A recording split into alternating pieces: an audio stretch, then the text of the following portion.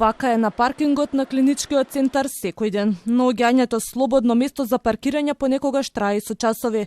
Наместо да мислат на здравствениот преглед или интервенција, граѓаните велат дека се загрижени дали навреме ќе стигнат поради метежот. Доаѓам од Струмица и ми треба многу време. Ја тргнувам многу порано за да стигнам пак на време. Гледам барем сат и пол време да стигнам за да фатам пак некаде паркинг. И сега денеска едва само што се сместив и тоа е тоа. И тоа едва, еве на среќа можам да ви кажам дека сум се сместила. Не можат луѓе оперирани со секакви операции да чекаат стварно да си паркираат автомобил, па да ги однесеш до таму, па и не можеш како, па за брзата тоа е хаос. Па пола сат скоро. Многу е метеж на коли и плюс немаш кај да се паркираш, треба да чекаш, да си трпелив, иначе друга шанса нема.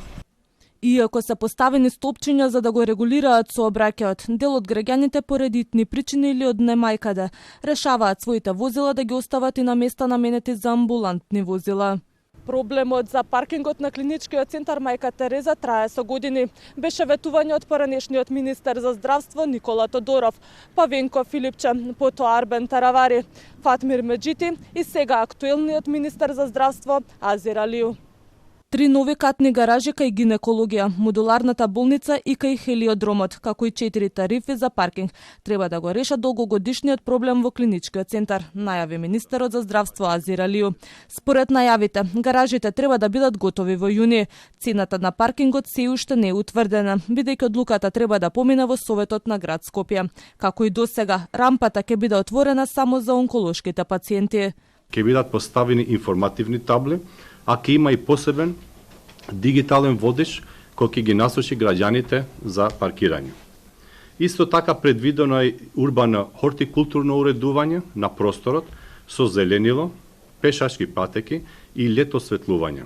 Исто така ќе биде имплементиран и така наречен паметен паркинг систем со интегрирани сензори на секој паркинг место за детекција на слободни места, со камери со автоматска регистрација на возило, со мобилна апликација за реално време, за резервации и уплати, исто така како и поврзување со фискален систем и со управување на системот. Новина ќе биде и резервација на паркинг место од дома преку апликација со скенирање на упатот, најави министерот. Најавено е и дека ќе има брза лента за итната медицинска помош, а во план е и отворање на нов влез кај кардиологија и кардиохирургија за пациентите на кои секој миг им е од животно значење.